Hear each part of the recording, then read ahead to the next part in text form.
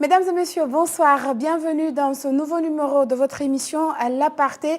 Vous le savez, L'Aparté, c'est bien sûr cette émission qui vous permet de connaître l'envers du décor, de connaître la personnalité de ces gens que vous voyez tous les jours à la télé ou dans leur vie professionnelle. Alors, je vous laisse découvrir notre invité de ce soir dans ce portrait commenté par Mariama Kokiba. Hadja Aïssata Daffy a fait une bonne partie de ses études dans la commune de Kaloum, entre l'école primaire Petit Lycée et le 2 octobre. Ensuite, elle part à l'intérieur du pays dans la préfecture de Télémilé où elle continue les études. Elle y obtient son brevet au collège Kouli en 1969, puis retourne à Conakry pour faire son lycée au 2 octobre en chimie, où elle passe son baccalauréat en 1974. C'est à Gamal que Hadja Aïssata Daffy commence ses études supérieures pour les terminer en Allemagne en chimie industrielle avec un doctorat en chimie alimentaire en 1986. Pendant ses études, elle a travaillé dans plusieurs unités industrielles à Berlin. Après ses études en Allemagne, elle a été assistante dans le laboratoire de son université. Elle retourne en Guinée quelques mois après et obtient un boulot à la Société des brasseries de Guinée, Sobradi, pendant plusieurs années. Femme politique, Hadja Aïssata Daffy a longtemps été syndicaliste à l'USTG. C'est en 2000 qu'elle s'est lancée en politique. Elle a été porte-parole du cadre de concertation des filles et femmes des partis politiques de Guinée. En 2013, elle est élue députée guinéenne, ce qui lui permet d'être au Parlement de la CEDEAO pendant 6 ans. Elle a été directrice générale adjointe de l'Agence nationale d'inclusion économique et sociale Agnès pendant 6 mois. Après ce poste, pendant 6 autres mois, elle était ministre de l'Action sociale, de la protection de l'enfance et des personnes vulnérables. Pour défendre les droits des femmes pendant la transition avec le CNRD, Hadja Aïssata Daffy et plusieurs autres femmes et hommes ont mis en place la coalition des femmes parlementaires et actrices pour la paix, les droits et le développement de la Guinée COFEPAD Guinée, où elle est vice-présidente. Vous êtes sur Joma TV dans votre émission L'Aparté. Bonjour Hadja Aïssata Daffy, bienvenue dans cette émission. Bonjour Madame Biané. Alors Hadja Aïssata Daffy, parlez-nous un peu de votre enfance à Kaloum. Vous y êtes née, vous y aviez grandi. Oui, je suis née à Kaloum, plus précisément à Mankepa. Ensuite, on est venu à Almamia. Et on est venu à Almamia à l'âge de 6 ans. C'est là-bas où j'ai pratiquement grandi, à côté du marché Niger. Et mon père y était avec ma maman, qui était la première femme, et 3 autres. Ah, oui. Donc, vous êtes issu d'une famille polygame? D'une famille polygame. Et mon père avait 20 enfants. Ah, ça? Oui. Et c'est là-bas où j'ai fait l'école primaire à Kaloum. J'ai fait le collège. Et après le bac seulement, j'ai commencé à aller à... Moi, j'ai connu la banlieue. C'est-à-dire à venir à lui. Le bac seulement, voilà. Mais à l'époque dont on parle là, comment vous avez réussi à poursuivre vos études dans les années où les femmes étaient toujours prédestinées au mariage? Ben, en fait, j'ai un père qui était intellectuel. Ah, d'accord. C'était un comptable de profession. Et il fut le directeur de l'Office Banane. En ce moment, l'Office des bananes. À ce moment-là, l'exportation se faisait pendant la période Koulougna, parce que lui, il avait beaucoup de plantations de bananes. Donc, il était le directeur de l'Office Banane. Et donc, pratiquement tous ses enfants ont été à l'école. Tous ses enfants. Certains, mais nos frères avant, la plupart, ils ont été ensuite au Sénégal pour faire une qui a fait secrétariat, la plus âgée, l'aînée de la famille. Elle a fait secrétariat sténodactylo qu'elle a pris là-bas. Ensuite, il y a celui qui venait après lui, a fait comptabilité aussi à Dakar. Donc, chacun a un cursus scolaire. Oui. Et la majeure partie, les premiers, pratiquement, ils ont fait la comptabilité, comme papa. Ah, mais pourquoi alors vous avez choisi la chimie industrielle pour quelqu'un qui voulait être médecin à la base? Oui, en fait, mon père voulait que je fasse médecine. Et personnellement, je voulais faire les mathématiques. C'était ma matière préférée. Toute ma promotion connaît ça à Kaloum, à Conakry en général. ma matière préférée, c'était les mathématiques. Les maths. J'ai toujours, c'est pas bon de parler de soi, mais j'ai toujours brillé en mathématiques. Ok. Et ensuite, c'était la chimie. En fait, les sciences exactes, c'était ma matière préférée. Donc, quand même j'ai réussi au bac, papa m'avait dit d'aller faire la médecine. Mais moi, j'avais tellement la tête, j'ai dit non, je vais aller faire les mathématiques. Donc, j'ai eu un professeur là-bas aussi qui a vu vraiment... Bon, en fait, les gens m'ont dit, ah, Daffy, pourquoi tu veux faire mathématiques en tant que fille? Peut-être en ce moment-là, s'il y avait Miss Mathématiques. Je suis sûre que vous allez réussir. Hein? Voilà. Donc, en fin de compte, je me suis décidée et j'ai dit, je vais aller faire la chimie. Parce que j'ai adoré une femme aussi. Et c'était qui cette femme? C'était Madame Achaba. D'accord. Dianlo. Elle fut mon professeur de chimie au 2 octobre. Elle était professeure responsable de la 10e chimie. Moi, après le brevet, je suis allée en 10e biologie. Tout est dans la tête que je devais faire la médecine. Mais après les premiers résultats dans les interrogations écrites, elle a vu mes résultats en chimie.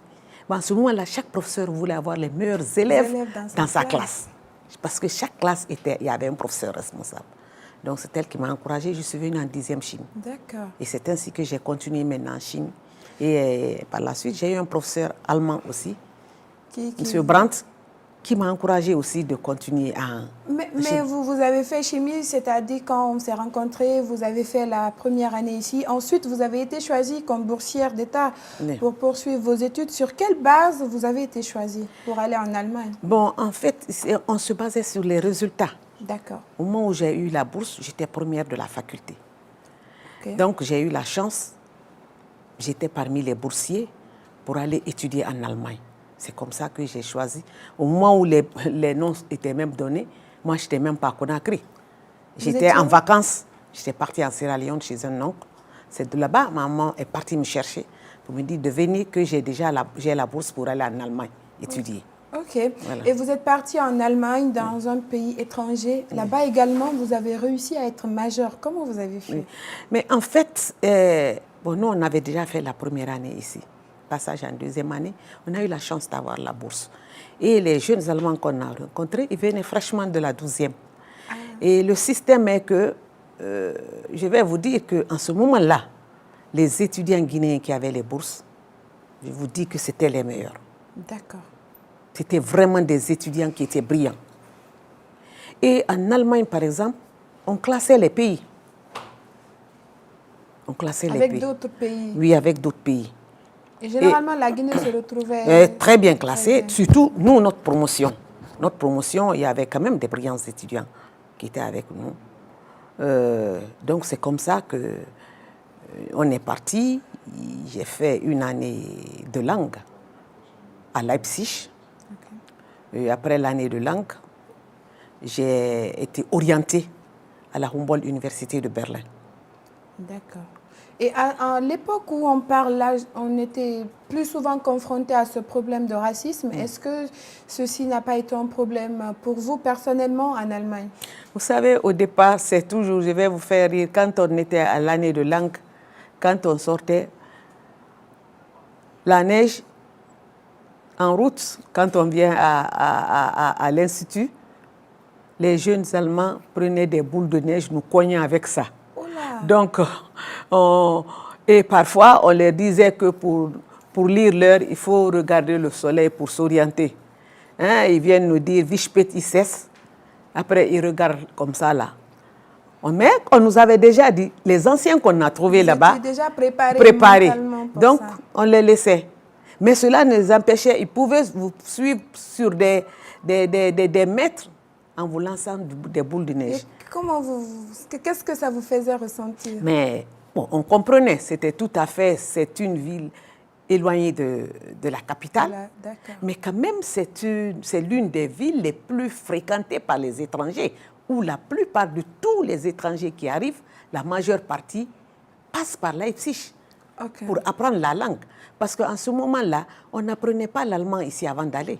C'était directement sur place. C'était sur place. Est-ce que vous vous rappelez encore de vos équations en chimie? Est-ce que vous pouvez réveiller un peu ces souvenirs? Oui, bon, en chimie, en mathématiques, bon, quand on est parti, le jour où on partait, vous allez faire un premier test. Nous, par exemple, qui étaient des options sciences des options physique ou chimie, on faisait 3 matières. Il y avait les maths, la physique ou la chimie. Donc, moi, j'ai commencé par les mathématiques. Donc là, le professeur donne seulement une fonction. Je te prends par exemple une fonction logarithmique. Il te dit, donne la dérivée première. Je te dis, c'est U' sur 2 racines de U. Il était ébahi. Parce que vous avez déjà retenu tout ça. Tout ça là, parce qu'en Guinée, vous savez, on apprend les formules par cœur. D'accord. Donc, il me pose cette question-là, dérivée première, je lui donne directement, j'ai dit U' sur 2 racines de U. Il dit, comment est la fonction? J'ai dit, la fonction exponentielle est toujours croissante et la fonction logarithmique est l'inverse de la fonction exponentielle. Donc, ils étaient là ébahis, ils ne comprenaient pas. Parce que pour eux, ils ne pouvaient pas comprendre qu'un noir puisse maîtriser les sciences comme ça. Devant eux, et c'était facile. C'était facile. Ouais. Donc, c'est comme ça. Donc, pratiquement, nous, tous les Guinéens qui sont venus, on a passé haut les mains. Ici, tu ne réussissais pas ça, on ne pouvait pas t'intégrer dans un groupe. Oui, d'accord. C'était comme ça. Et est-ce que vous vous rappelez d'un de vos plus beaux souvenirs en Allemagne, quand vous étiez étudiante? Bon, quand j'étais étudiante, c'est que je me suis fait beaucoup de relations. D'accord. Parce que vous retrouvez les enfants, les étudiants de tous les pays. Que ce soit, moi j'étais à l'année blanche, par exemple, avec des Mongols, des Yéménites, des Algériens, des Tunisiens, j'ai même des amis, des Sud-Africains. Et est-ce que vous gardez toujours contact avec ces gens? Quelques-uns? Bon, quelques-uns, les Congolais.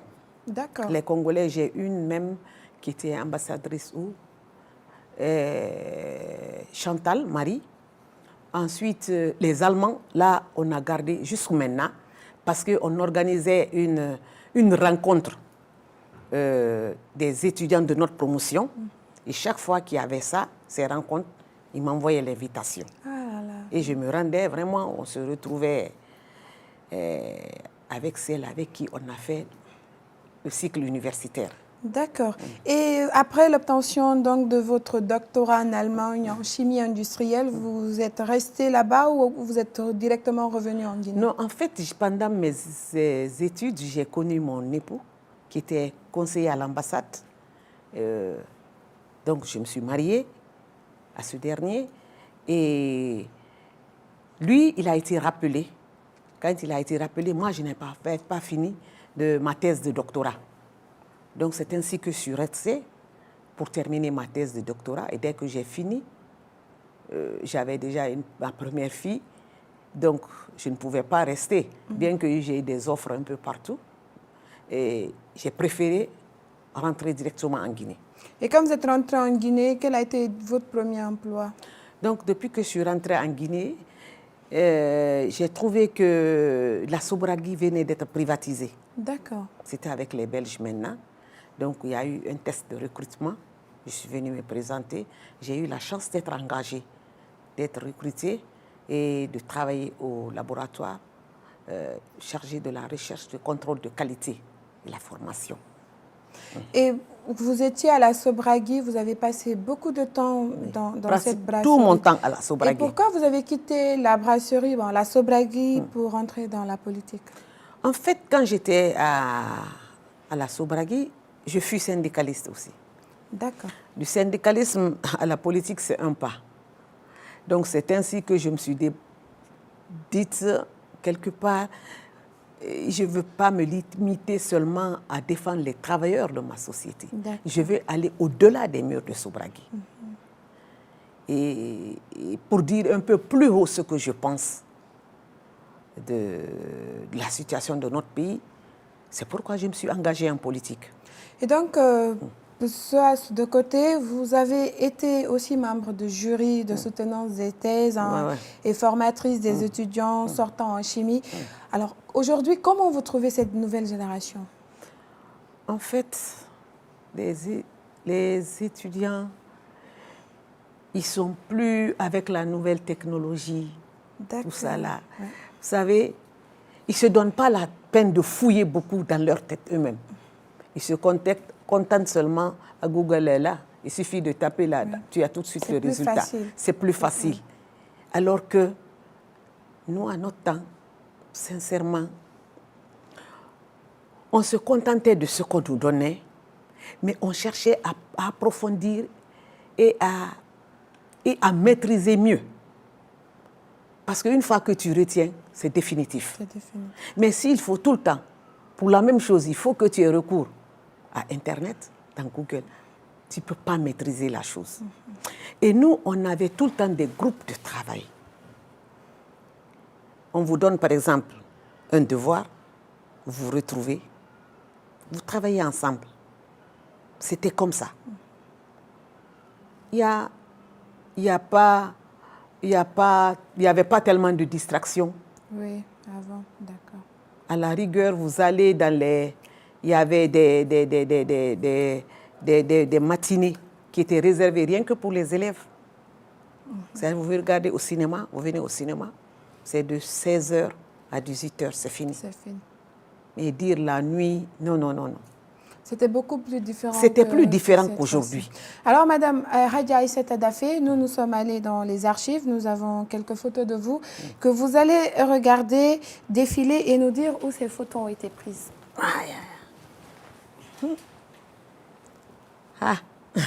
Ça, j'étais à l'année de langue. D'accord. À Leipzig, à Herder Institut.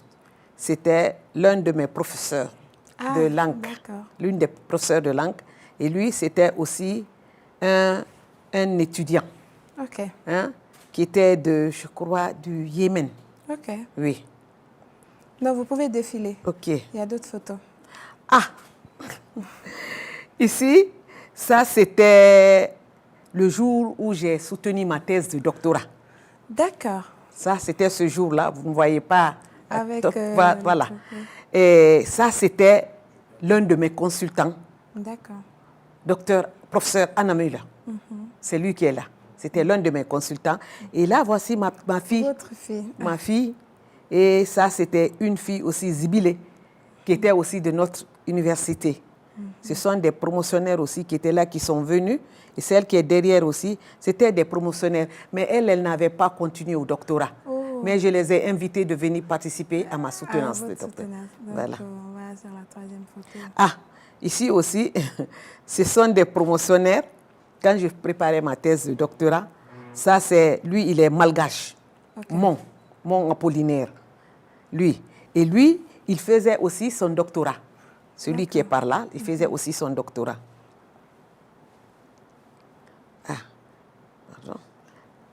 Ici, là, ça, c'était le jour du baptême de ma fille. D'accord. À l'ambassade, à la résidence de l'ambassadeur.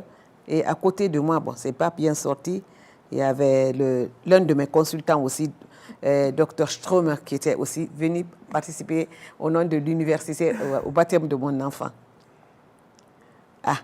Je suis là encore avec mon professeur de langue. Et il y a celle-ci, c'est une... Elle est mongole. Okay. Elle est mongole. Oui, les deux qui sont là à côté de moi. Okay. Ça, c'était le jour de mon mariage. Ça, c'est le jour de mon mariage. Ici à Conakry, quand je suis rentrée. D'accord. Voilà. Et ici, j'étais encore à l'université, là-bas, en Allemagne. Ça, c'était le jour de ma prestation de serment à Abuja.